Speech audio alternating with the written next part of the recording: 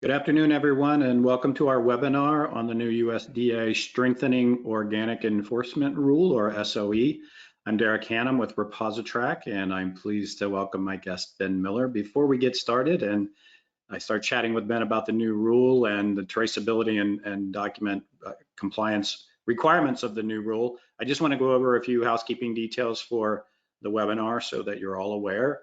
You can submit questions. There's a question pane in the little dashboard for GoToWebinar, and you may submit your questions there, and we will more than likely have time to answer a good number of questions at the end. We always try to leave at least 10 minutes. We might have a little bit more on this webinar to answer questions, and we'll get to as many as we can. And if we have more questions than we can answer, we'll make sure we send the answers out in written form to everybody who registered for the webinar, so everybody can have the benefit of seeing the answers and all the questions. Everybody will receive the recording of the webinar today. So if you had colleagues who couldn't make it, no worries, they'll get if they registered, they will get the recording as well. And at the end, we do share a brief survey with you. The survey is very helpful. It helps us understand how effective the webinar was in helping you on the subject matter and to better understand the subject matter. And it also gives you the opportunity to make a request if you would like to have a follow-up one-on-one conversation with ReposiTrak, or you'd like to have a follow-up one-on-one conversation with the Acheson group and Ben. You can indicate that on the survey, and we'll follow up with you and have that one-on-one. So with that, I am very pleased to introduce and be joined again in one of our webinars by Dr. Ben Miller of the Acheson Group. Ben's the Executive Vice President for Regulatory and Scientific Affairs at the Acheson Group, or TAG as they're known. Ben has nearly 20 years of experience in food safety regulation, epidemiology, outbreak investigation and response, and public health. He's worked for regulatory agencies, agency associations, and for the past 6 years, he's worked at TAG, where he's working on regulatory and crisis response, industry support during COVID, FSMA food safety assessments, COVID and public health and client support, international regulatory support on microbiological and chemical issues, food safety culture assessments, and food traceability. So Ben's a busy guy. He has a PhD in environmental health with a focus on infectious disease and an MPH in epidemiology from the University of Minnesota, and a BA in biology and chemistry from Macalester College. And I always find this interesting. Ben's PhD thesis research focused on how to improve food traceability throughout the supply chain to advance outbreak detection and response time to prevent additional cases of foodborne illness. His work has been published in several peer-reviewed journals and book chapters. So again, Ben, thank you. Thanks for joining us as usual. We appreciate having you here. Yeah, thanks, Eric. Good to be here. And I know this is kind of a hot topic for people. Just looking at the number of attendees, I don't think we've had this many since the early days of COVID for some of them. Yeah. So yeah, we did get a lot of response to this, the new what we just call the SOE for short, right? Strengthening Organic Enforcement, and this is from the USDA. Ben and I have done a lot of webinars, and Ben's done a number of webinars on his own for us over the past year or so on FSMA 204 traceability and all of the work required to come into compliance for that regulation. While we had our focus on FSMA 204, the USDA kind of under the cover of darkness, I think, decided to change the organic rule. And the truth is that obviously it wasn't under the cover of darkness, but I think it has surprised a few people, Ben, and people in the industry that we're talking to. This is really sneaked up on them. And so it's not really food safety at all, right? You're our food safety expert, but this is really a different regulation for a different reason related to organic enforcement, isn't it? It is, yeah, and I'm kind of dusting off and putting on my old regulatory hat. So I used to oversee the human and animal food inspection programs for the state of Minnesota for a number of years. And we'd have to read and interpret many different regulations. Organic enforcement actually fell to a different portion of that agency, but we'd work pretty closely with them, if there were issues that arose.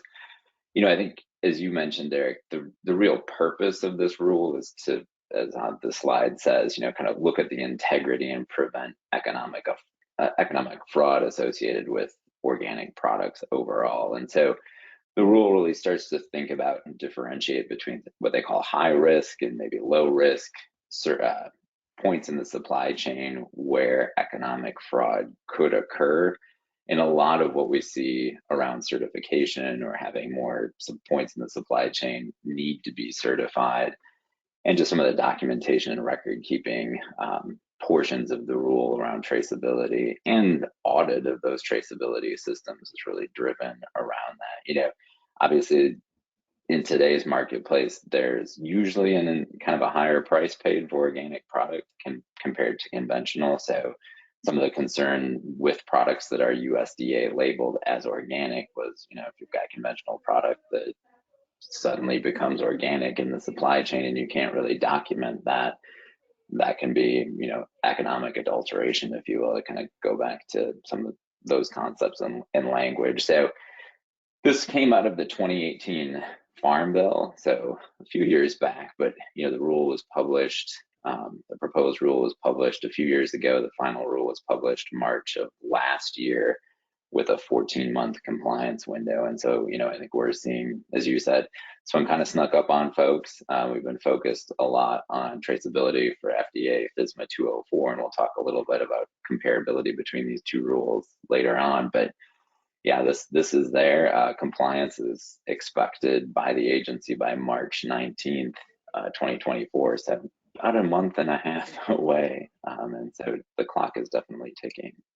Yeah, let's talk about some of the dig into the details now of the why and the who, and then we'll talk about the what needs to happen. And you already mentioned the time frame, the alarming, frankly, time frame that it needs to happen, given the amount of work that many companies have to do to come into compliance. So yeah, it's really about, it was interesting when I started to get more familiar with the rule to really understand a lot of this has to do with the explosive growth of organic food products, primarily over the last 10 years. It's become such a big part of the market, and there is such a huge financial motivation for people who might want to try to cheat and break the rules and call a non-organic product an organic product to take advantage of those higher price points or higher margins. So it's interesting to look at, and frankly, it's quite a broad set of activities within the rule, right? We're going to spend a lot of time today talking about traceability and some of the record keeping requirements, but it goes quite broadly in terms of the behavior and the requirements of certifying bodies and certifying agencies and so forth. We won't, in fairness to everybody on the call today to manage expectations, we won't cover the whole breadth of the rule. We're going to go a little bit deeper into where we think, the customers of ReposiTrak and companies similar to our customers have capability gaps or frankly need to do some things differently in their operation to come into compliance. So why don't you take us a little bit deeper into, we talked a little bit about the why, who's involved, who's impacted, and we can talk about the exemptions to those, but just help us understand what's this thing really about, who does it impact, and what needs to happen.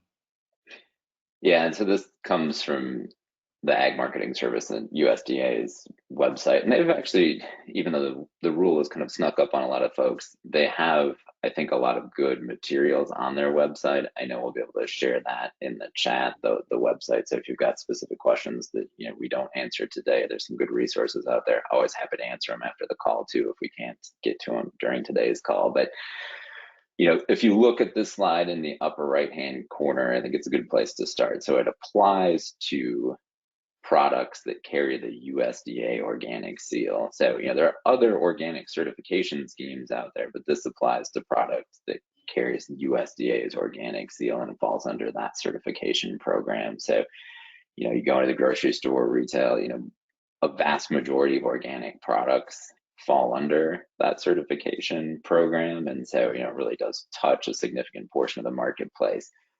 It's really, again, reduces the number, and I'll just kind of go through kind of their bullet points starting on the right side here. It reduces the number of uncertified entities in the supply chain, and we'll talk about who's exempt in a few slides here. But from an import standpoint, it strengthens some of the aspects there as well. So if someone wants to import USDA organic product into the US, there's some specific requirements in terms of having a certifying body issue electronic import certificate in USDA's integrity database prior to that product actually leaving the country of export. We'll focus quite a bit on the strengthening of record keeping and supply chain traceability. Clarifies Ag Marketing Service authority to oversee and enforce organic trade, and then strengthens oversight of accredited certifying agents. So there's some additional kind of ongoing education and experience requirements for certifying agents that also happen in this rule. So people have to have a significant amount of experience working in the field in order to be able to say, yes, I understand, what good organic practices look like in application, depending on the industry segment that they're auditing or certifying. So there's quite a bit here. And again, this applies to all organic product. It's not just something like produce. This would be anything that would be eligible to carry that USDA organic seal. And, we look over here and say who's impacted out of it. Obviously the certifying agents, the organic inspectors for the agency, producers, processors, and now brokers, traders, exporters, and importers who haven't previously been certified organic. So that's a more significant number of entities in the supply chain that need to be certified. And if you go back and look at the agency's outreach about this time last year, they're really encouraging entities in the supply chain that didn't previously need to be certified to go get certified, just knowing that it takes a while. So there's some good resources again on the AMS website that talks about the steps to go through. And the first thing is to identify somebody that can come certify you.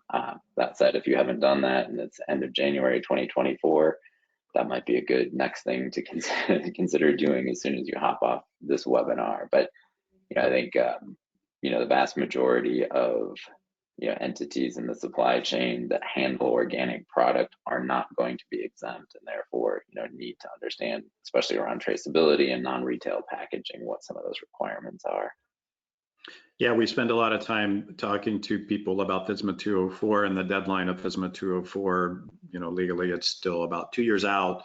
And we tell them, don't wait till the last minute. It'll be, sort of a land rush kind of a thing, a gridlock of people trying to sort out their requirements and their systems at the last minute. You don't want to be in that mess. We're kind of there with the SOE rule. We're at the end. So like you said, if somebody needs to become certified, if they're at an uncertified facility that now needs to be certified, that's the first step, right? Is figure out how to get certified. And we will make sure that we share out links with everybody, and we can do those after the webinar as well. But if you have any questions about any of the resources that we're referencing on the call today, that Ben's referencing in terms of, from USDA or any division that's impacted by this, we're happy to share those links out, because a lot of what we're doing here is not trying to recreate the wheel. We're trying to share the resources that the agencies have already put out into the public domain. So we talked a little bit about the timing. I think it bears repeating about the timing so that everybody understands it and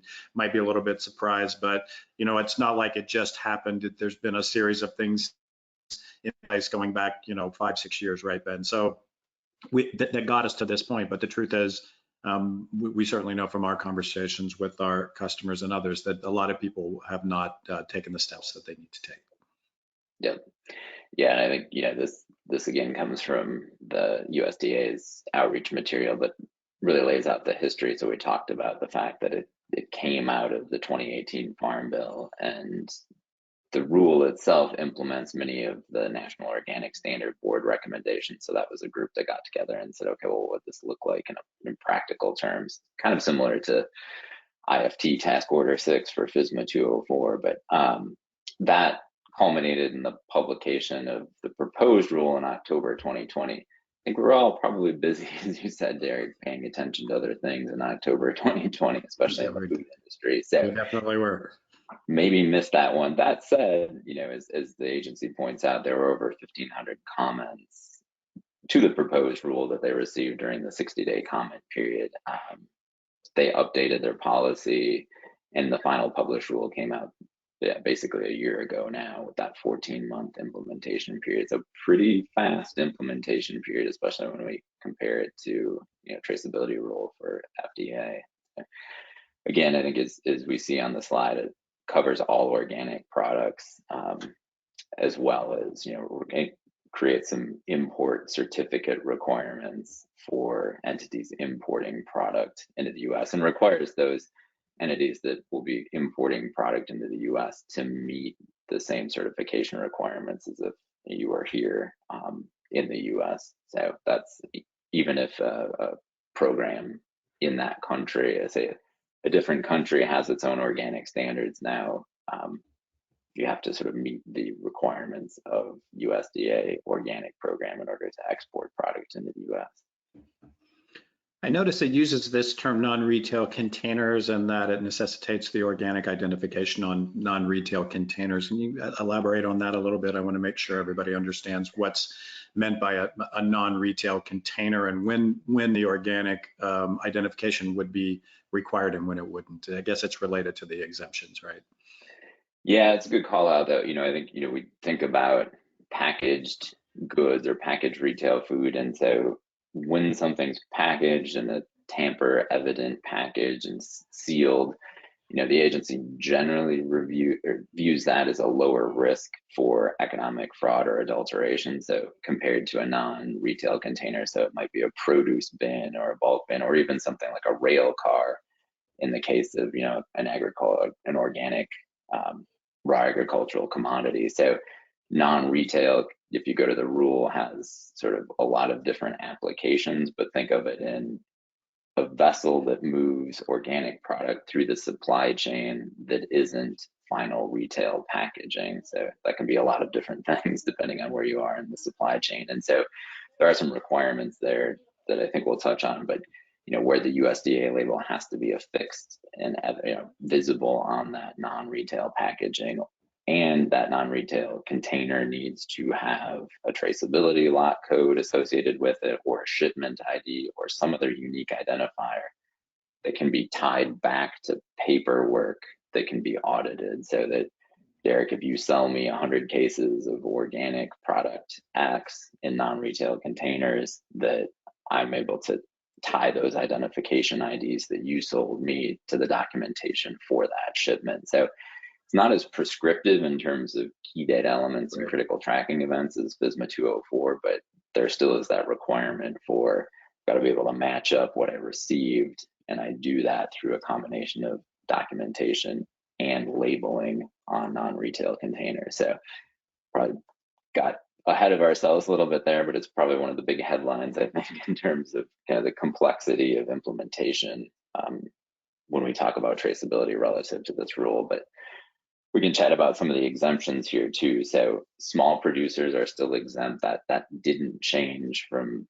the rule. And again, this is the strengthened organic rule adds on to the National Organic Program rule. So there's updates to the existing regulation, and that's where a lot of this comes from. So that exemption didn't change. So if you're a small operation that sells less than $5,000 annually on organic product, you would be exempt. That's probably not most entities in the supply chain, but, Right. But it does exist. Then we talk about retail establishments. So retailers like grocery stores, restaurants, entities like that don't process organic products.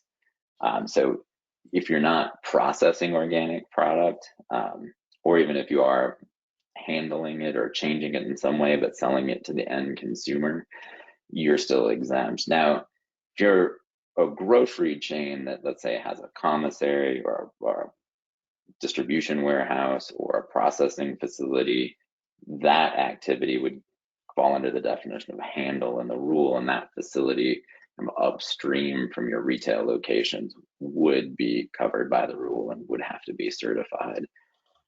There are also retail establishments, if you don't have a brick and mortar presence, if you're selling online and handling and processing, you do need to also be certified as well, because you're not selling directly in a physical format to the end consumer. And then handlers of products that have less than 70% organic ingredients, and that hasn't changed. If there's if there's less than 70% organic ingredients in the product, those entities have been exempt from the previous version of the rule as well. The other two bullets, storage operations with sealed packaging and wholesalers with sealed retail packaged products. So if you're an operation that only receives, stores, and ships organic product, and this is kind of where it gets a little confusing, if you only handle organic product, so that means only organic product, not a mix of organic and conventional product, then you would be exempt if it's in sealed evident packages or containers. So it probably applies to pretty limited entities in the supply chain, in the sense that there aren't many operations or wholesalers that only handle organic products that fall under one of those exemptions. Most distributors in the supply chain handle both. And then we've got custom brokers and then logistics brokers and transporters. So operations that arrange for the shipping, storage, transportation, and movement of organic products are also exempt. Yeah, so that's every time we talk about a new regulation like this and something that's onerous or requires, operational or systems change, everybody wants to know about the exemptions, right? Am I exempt? How do I become exempt? And can I avoid this, right? And so I think it's worth just reinforcing what you said, particularly as it relates to retail operations, wholesalers, companies in the grocery or food service supply chain who may not necessarily be processing or producing, but they're handling the product. So the physical retail store, it wouldn't be impacted by this like it is with FSMA 204, because there's a record keeping requirement at the store for FSMA 204. But if you're a retailer and you run your own distribution center, the distribution center has to be certified, right? And likewise, anybody who's just a redistributor or a wholesaler, as we would know them, that's buying organic products and then selling those organic products to retail food operations, they would also have to be certified, as would any of the suppliers of those products, like you said, except for the ones that are only handling those in the tamper evident, only handling organic and doing it with tamper evident packaging, right? So that narrows the list down quite a lot. So there are clearly some exemptions here, but when you look, as with FSMA 204, when you look across the industry, it really is, it's going to impact many, many thousands of facilities, locations, companies that weren't doing anything or not much in this area that now need to get certified, put traceability programs in place, in some cases document management programs in place around certifications, work to be done and not much time to do it. So good, we'll probably get more questions about exemptions when people submit questions, so we can always circle back to it. So auditing, this is obviously it's a big part of the rule. They go into quite a bit of detail around the auditing and the USDA materials, and I appreciate the fact that you pointed out that the record keeping requirement is not quite as prescriptive. I was looking for the KDE list in all of the USDA materials because I've become so familiar with it from the FDA, but I couldn't find it anywhere, and it's because it doesn't exist, because they don't really have a KDE list as we know it in under the FDA's traceability rules. But there are some interesting ideas in here, or requirements, I should say, around the auditing that I'd love to hear you get into. But I'll let you explain this, the auditing piece for people so we can understand it better. Yeah, and a lot of this ties back to, for certifiers, when part of the certification process is making sure that, people are doing what they've written down, what they say they're doing, and that's where a lot of these concepts will come into place, or into play, is when you get to doing traceability audits based on the requirements of the rule. So certifiers are required to do that risk-based traceability audit. So again, what are the higher risk products? Those that would be in bulk or non-retail containers. Those are the things that, from a traceability standpoint, the rule is primarily or most concerned about. And really the goal is to trace product across multiple points in the supply chain. So again, to go back to my example, Derek, where you sell me 100 cases of something, can I account for the fact that I received 100? And can I identify what those 100 cases were, and can I identify, that I did ship those 100 cases to someone else, that those 100 cases didn't all of a sudden become 200 cases, because it means that I can sell that product for more if I convert conventional to organic products. So really that's what's meant to be looked at here. And there is a requirement in the rule that we don't have on the slide here. It's that you have to also be able to, as a certified entity in the supply chain, have kind of a written plan in place that explains your operation and how you're preventing fraud, food fraud or organic fraud in this case, as part of that. So, if you've got a fairly complex operation where you've got multiple organic ingredients going into a finished product, your plan has to explain how are you tracking those inputs in non-retail containers into your finished product and output. And that plays into some of these on-site inspection requirements. So there's a requirement for certifiers that they now conduct at least 5% of their on-site inspections with without notification or without prior notice. So you're not necessarily going to know when the organic certifier is going to show up to conduct these on-site inspections. I think one of the other important components is this concept of mass balance as well. And the rule goes into some significant detail in terms of what that should look like. So how do you actually calculate mass balance for dry ingredients, for liquid ingredients, for a combination of liquid and dry ingredients?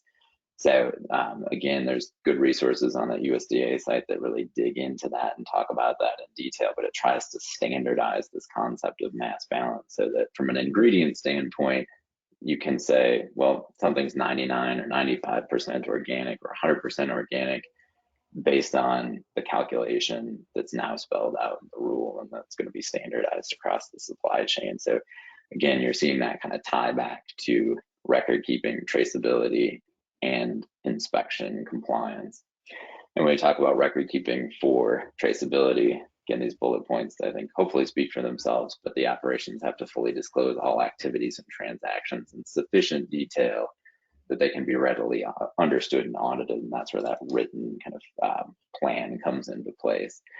And those records have to span the time from purchase through production and sale and transportation, and be able to be tied back to the last certified operation in the supply chain. So a lot of times early on in traceability, we talked about one step forward, one step back. That's what we're talking about here in terms of organic traceability. So you have to be able to go back to the last certified operation in the supply chain from a documentation standpoint, and especially so if you've got, non-retail packaged product. No, obviously it's complicated, and there, for a lot of companies, this is going to be new work and a new requirement that they don't currently deal with today. We know from our work in traceability for food safety that up to 30% of the shipping cases that we're seeing don't have a lot code identified. So I think as one of the things that suppliers of organic products need to think about is if they're shipping in a non-retail container and the product is not, in a tamper evident package, is it marked organic, and does it have a lot code? Because it's going to need to have a lot code if it's traceable any other way. And we'll talk about what traceability looks like going forward, because this really does change things in terms of, in our view, accelerating the work in the industry around traceability fairly rapidly, and also the scope of products that would need to be traced, because it's different than the food traceability list under FSMA 204. And that leads us to, because everybody always wants to know, how's this the same as FSMA 204 and how's it different? I think we've highlighted a few of those things, and you've done it beautifully, by the way, about some of the differences and some of the similarities. But this is a great little table that helps people. Maybe you can walk us through, that helps people understand, at least at a high level, how they compare. Yeah, and being, having spent a lot of time with FSMA 204, that was the way my brain thought about this too, is sort of how do they compare? So, when we look at the scope and focus, the purpose of the rule and the regulation are different, even though in some ways the activities might be similar. So, FSMA 204 was about identifying FTL foods, or, what we used to call high-risk foods, but foods that were most likely going to be associated with an outbreak where traceback could help limit the amount of ongoing illness that might occur if we're able to more rapidly trace product in the supply chain. Whereas the SOE rule is really, I think, focused on, it's both forward and backward, but it's integrity of product within the supply chain for reasons of kind of economic gain or benefit. So, the purpose is a little bit different, therefore the requirements and the way that the rules are written are a bit different. The certification requirements are different as well. There's no certification under FSMA 204, where obviously the SOE rule is very highly focused on certification and increasing the number of certified entities in the supply chain. As far as import goes, similar in the sense that, if you're going to import organic, USDA organic product into the US, you need to meet the requirements of certification, but also issue this import certificate prior to exportation. For FSMA 204, the expectation is that if you're growing, harvesting, packing, handling, producing, manufacturing an FTL food outside of the US, that you meet those same record keeping requirements, but there's no import certificate necessarily that goes with that. So it's just compliance expectation in the supply chain. Traceability, as we've talked about, this really kind of focuses on the organic integrity from the USDA side and is less prescriptive and less spelled out in the rule. So I think there's a variety of ways people can think about compliance in terms of the SOE rule, whereas FSMA 204 is definitely more prescriptive, at least in terms of the key data elements that need to exist and specific points in the supply chain where those key data elements need to be captured and passed forward. We don't, with the SOE rule, have something like a traceability lot code. So within FSMA 204, for those that are familiar, you get a traceability lot code. It can only be assigned at particular points in the supply chain, and it can't be changed. It has to be maintained through the supply chain unless that product is transformed at some point in the supply chain. They both require enhanced traceability, obviously. That's why we're here talking about it. And they obviously both have significant record keeping requirements. And they both have an audit and inspection component as well. With the organic rule, we'll have certifiers going out and doing traceability audits, looking at mass balance. For FSMA 204, probably a little less so in terms of active inspection and enforcement, but the expectation is that if the FDA or a state health department or ag department requests a sortable spreadsheet from you for traceability data, the expectation is that you can provide that within 24 hours of request. So there's still definitely a compliance component there as well. But hopefully that table helps people cross-reference and understand. And when we think about FTL foods, I mean, certainly there are many FTL foods that are also organic, but not all organic foods are FTL. There's plenty of organic foods that aren't FTL foods. So right. When you think about your Venn diagram, you can kind of think about it in that way. Yeah, no, that's a good way to think about it. And it really leads me to talk a little bit more about our work at ReposiTrak around traceability. Generally, what was primarily up to this point has been primarily focused on FSMA 204 traceability. But what we're seeing now is what the industry thinks about traceability is frankly broadening, expanding, and accelerating. And the work it required at many points in the supply chain, and particularly wholesale and retail, it's very time consuming to set up traceability program from scratch when you don't have one, and most companies don't. And suppliers need to cooperate with their customers in order for that to happen. And so these are just a few simple steps that we would recommend that people get started on, because again, if you don't start now, again, the USDA rule it's here, it's essentially here. I mean, it's a month and a half away. So plenty of people won't be, you won't have your certifications done. There's just a lot of work to get done. So let's just assume the deadline is here.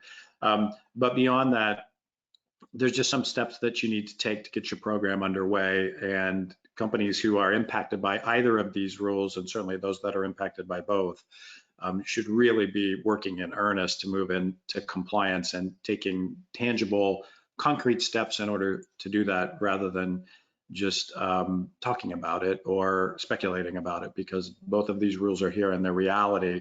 And again, the industry is actually moving beyond just what's required by the government, and I'll speak to that in a minute. So Ben, you talked about, certified organic product suppliers or handlers of those products. Step number one, if you're not certified and you're required to be certified, you're right. You got to go on the website and find that sort of certifying body or certifying agency and prepared to get certified. So that's step number one. But as a supplier, you do need to evaluate your non-retail packaging to determine if it's compliant with the new USDA SOE requirement. And if it's not, you're going to have to make some investments in that packaging to do that. While you do that, make sure you get you've got readable lot codes printed on your cases too, because your customers are going to require that, not just for FSMA 204, but beyond that, because traceability is really, as I said, expanding. We had a major retailer, one of the largest in the world, right, Kroger, who recently announced that they're going to require traceability of all food products, not just the food traceability list, not just organic, everything, all food products. So that's going to impact an enormous part of the supplier community just because of the scope of Kroger's operations, or their operational footprint in the US. But it really will encourage other retailers to follow suit. And I think what you're going to see here, I'm making a prediction, is that you're going to see the industry very rapidly moving toward expanded traceability across a wider range of food products than those required under either of these rules. And as a supplier, you need to be aware of that. If you think I don't handle organic, or I don't have a product on the FDA food traceability list, I don't think you're going to be off the hook. You're going to have a customer or two or many who require traceability from you, and you need to be prepared for that, because if you're not, you could be at a competitive disadvantage, and you don't want to be in that position. So whether you like it or not, the best business move right now, in our opinion, for a supplier is to get traceability friendly, get your programs in place, be able to share data easily with your customers, whomever they may be, other suppliers, wholesalers or retailers, but move into this. There's a new world of traceability that's emerging right now. We're in the middle of it. Adopt it, embrace it, use it to your business advantage to the greatest degree possible. The worst possible situation, we say this a lot for suppliers, is to watch your customer base fragment into dozens or maybe hundreds, depending on how many customers you have, hundreds of different ways to do this traceability and to get data from you. And it can become quite difficult to work with if your customer base starts to fragment. So take steps to try to find ways to easily share data and help your customers to be compliant, because a lot of this is about the handoff of data as these products move through the supply chain. A little further down the supply chain, if you're a wholesaler, distributor, or a self-distributed retailer, again, you handle organic product that's not in tamper-resistant packaging, this applies to you. USDA SOE now applies to you, and you have to get certified. So you need to do that, and you need to ramp your traceability programs. We would encourage everyone to think of the traceability under the new organic rule to just be like a subset of your total traceability program. Don't think of them as separate activities. Traceability is traceability. There's enough commonality between the traceability requirements and the record keeping requirements of the SOE rule and FSMA 204. You should treat them as one activity and build your capabilities to bring yourself quickly into compliance as quick as possible with both.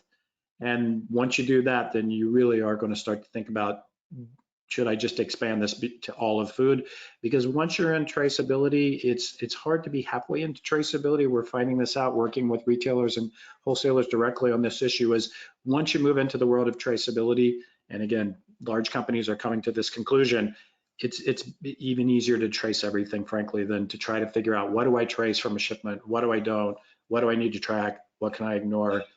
Especially now that you've got a combination of organic traceability and food safety traceability, both required. It's just a lot to keep separate. So to take a look at your technical and human infrastructure, how you're going to execute this, and understand the clock is ticking. It's, again, USDA SOE is here, and FSMA 204 is, frankly, for all intents and purposes, here too. It's a couple years away, but you don't want to be working on it in 2025 when all the companies who weren't on their toes waited until the last minute to jump in and try to get it fixed.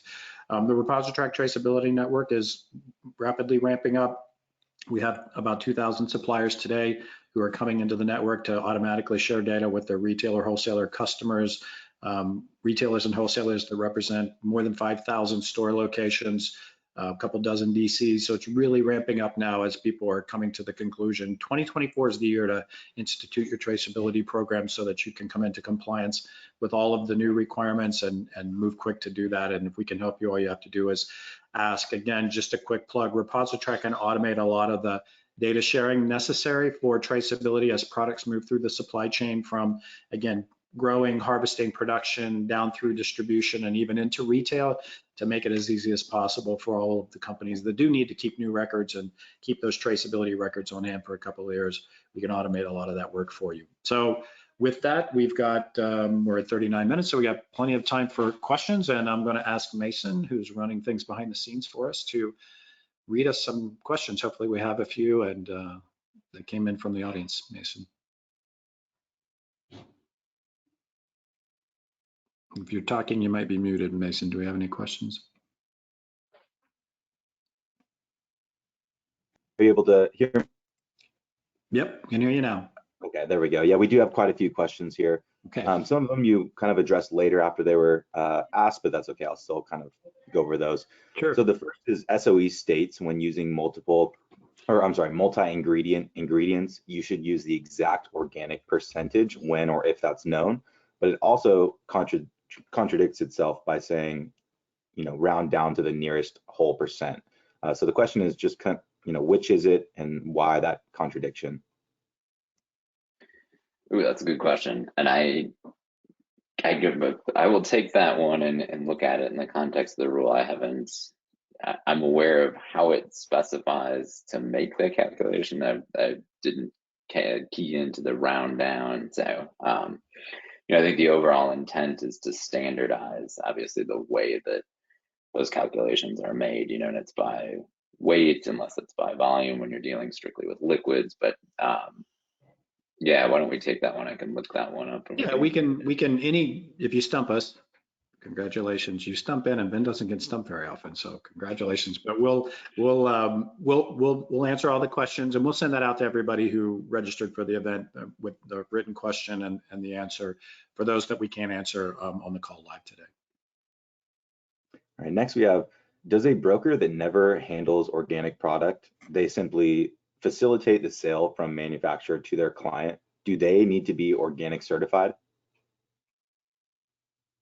That's another good one. The exemptions apply. So a customs broker that only conducts customs business but does not otherwise handle organic agricultural products is exempt. So if that's what you meet in terms of that definition, where you do not otherwise handle the product, then that broker does not need to be certified. Okay, and this one you kind of already went into more detail, but what would be an example of a non-retail container, like bulk totes, instead of intended for the bulk display table at a grocery store?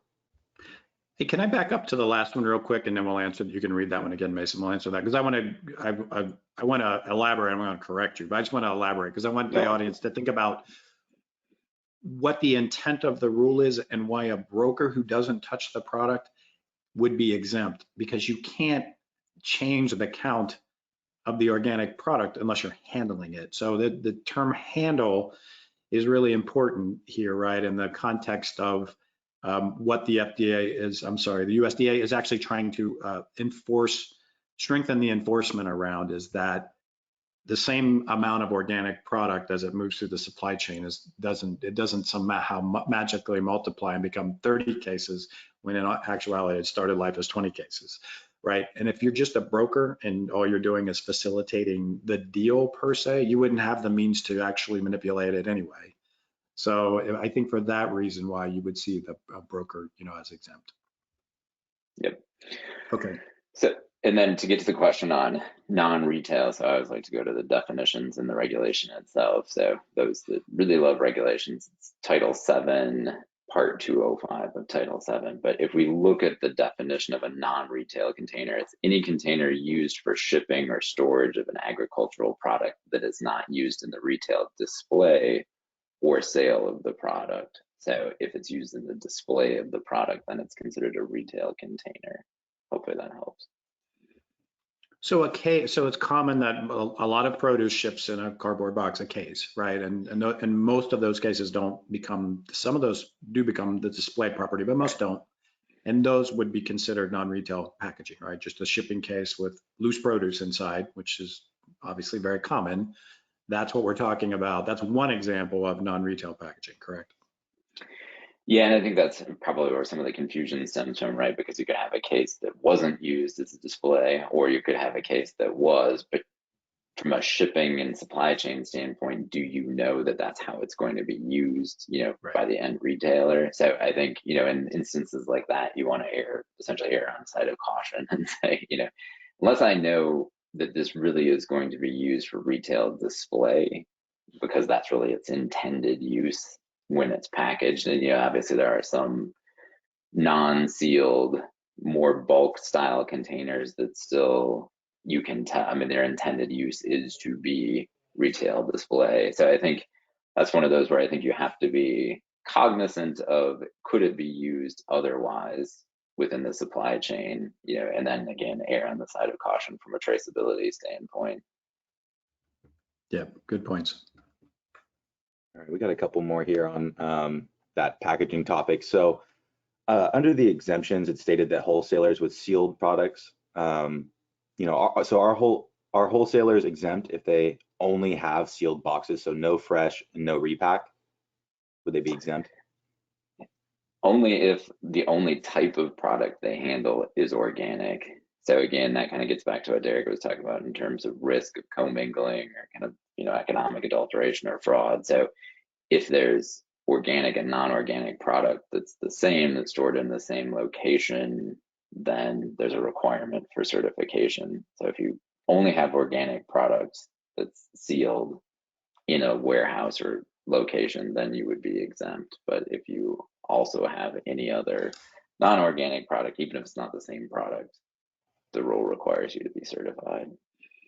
Yeah, so that's a pretty tight exemption window, right? To be that you would only handle organic and it would be in the tamper-proof consumer packaging, then and only then would you be exempt, right? So again, that's a pretty tight qualification window. Certainly most traditional grocery wholesalers would not meet that definition of the exemption or wouldn't qualify for an exemption. And the last one here is more on that tamper evident. So what is considered a sealed tamper evident package? And then is there any insight or recommendations on determining if a quick lock closure, closures used to secure bags of apples or bags of potatoes, would that be considered tamper evident? Just kind of what does that entail? Yeah, this would be kind of come to that risk assessment piece. So what's high risk? So would it be, if you were to open the packaging, evident that that packaging had been opened? If you look at a quick tie on a bag of produce, for example, you could fairly easily take that off, open it up, and put it back, and you would never really have any sense that anything had changed. So, for I don't believe the rule defines tamper evident, but I will look as we're on the call. No, there actually is not a regulatory definition of tamper evident. Tamper evident, yeah. So, this would be one of those ones where you should probably defer, right, to the side of caution on something like this, because you're right. I mean, something with a quick tie, a quick release, or a loose bag opening, be very hard to determine if that thing was tampered with if you threw 3 extra non-organic apples in with the organic and then sold it by bulk weight or whatever it is, versus a sealed consumer package of a organic yogurt, right, which would be obviously very difficult to tamper with and commit any kind of fraud. Right.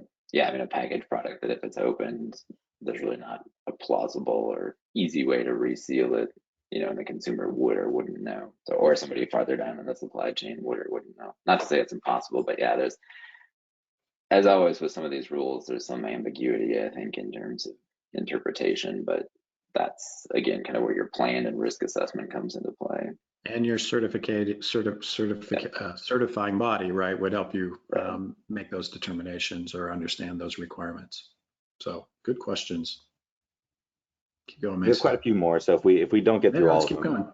Yeah. So we'll get through as many as we can. We're here for 12 more minutes, so we'll plow on. All righty. This one here. So you mentioned early in the presentation that the rule only applies to products with the USDA organic seal. Can you confirm again if a product only carries an organic seal from a different organic certification entity, they wouldn't be required to comply with these specific regulations? Yeah, my understanding is that it applies, solely to the product that's certified under the National Organic Program. So those would be the products that would be eligible to carry the USDA organic seal. That's where all of kind of the rule language derives from in Title VII, Part 205. And the next one here, if you are already organic certified and have an annual audit and you perform the mass balance during the audit, how much will change? I would say in that instance, I think you just want to verify that you are calculating your mass balance in accordance with the rule. And I think we heard a question about kind of rounding up, rounding down. How do you want to round? But I would go and look at that language in the guidance documents that USDA has on its site and just confirm that you're calculating in that way. I think probably the part that may change for some is if you're doing liquid and non-liquid ingredients, there's a specific way you're supposed to calculate that now based on weight. So the rule gets pretty specific in that regard. Next one, as a food ingredient distributor, if we are still in the process of getting organic certification, can we still import organic food ingredients? You know, technically, I think, yeah, the expectation is that everyone is certified within the supply chain, you know, to meet these requirements as of March 19th, 2024. You know, that said, you know, from a compliance standpoint, you could be considered non-compliant.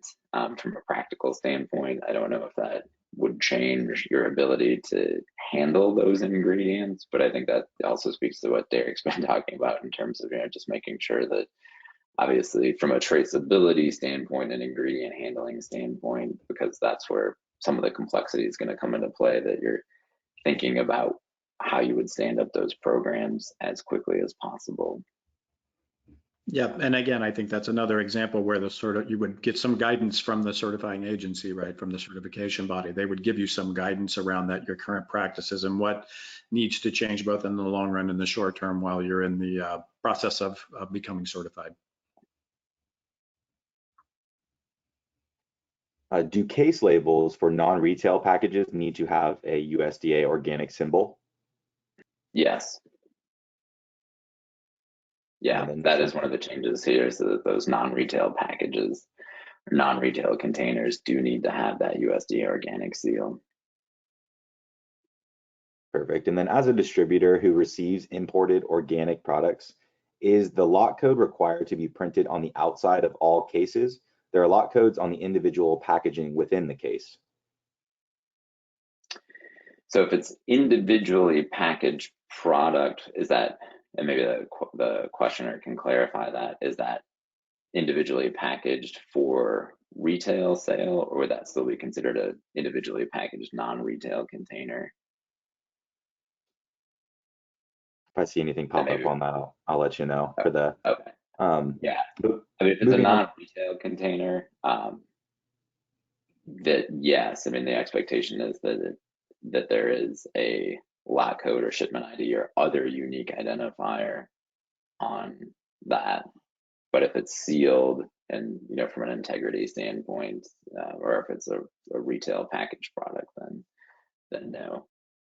I'll go back to the comments that I made before about the evolution of traceability and frankly, the rapid change of attitudes that we see emerging now around traceability, driven by retailers and in some cases wholesalers.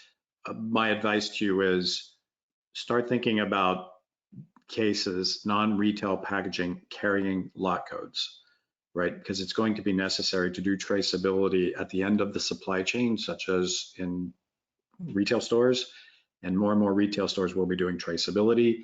And so just start moving in that direction, because the industry has started to move in that direction. And again, when one of the largest retailers in the world makes that decision, it will start to create a pull for the others in retail to follow.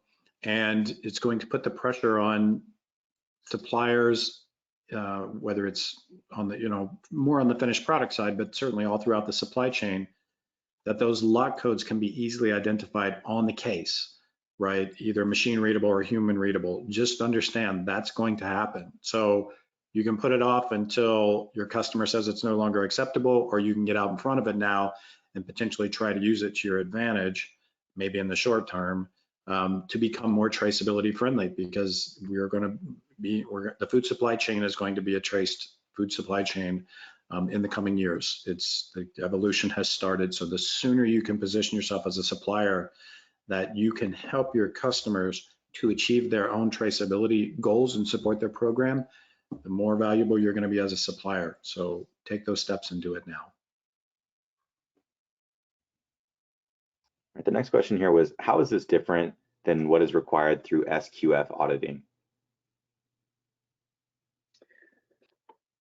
I mean, if SQF auditing it for quality or food safety purposes, I mean, there are traceability requirements associated with that, but this rule obviously goes beyond that, at least it relates to traceability in ways that we've been talking about here in terms of specificity of requirement, especially around those non-retail containers. So, I think that is not something, at least that I'm aware of, is specified in the way that it is in this organic rule. So, traceability systems can be similar, but the requirements of the specific information that needs to be captured, is spelled out in this new rule, similar to really what it would be under FSMA 204. I mean, SQF isn't FSMA 204 specific. So when we look at the requirements around critical tracking events and key data elements, I mean, there's going to be specificity within the regulation that doesn't necessarily exist in the current version of the standard. All right, and this is a more specific one, so if you need me to go over anything again, just let me know. But we are a U.S. co-packer breaking down master cases of retail packaged finished products and assembling them into Costco RTD trays. The organic product remains enclosed in a sealed, tamper-evident package in the entire process. They do not do any coding or labeling. Can this co-packer be exempt from certification? My understanding of that would be only if the only type of product they handle is organic product. So if they handle any conventional product in that same operation, they would need to be certified. Got it. And then if there are no KDEs, what are the minimal tracking that a wholesaler can do?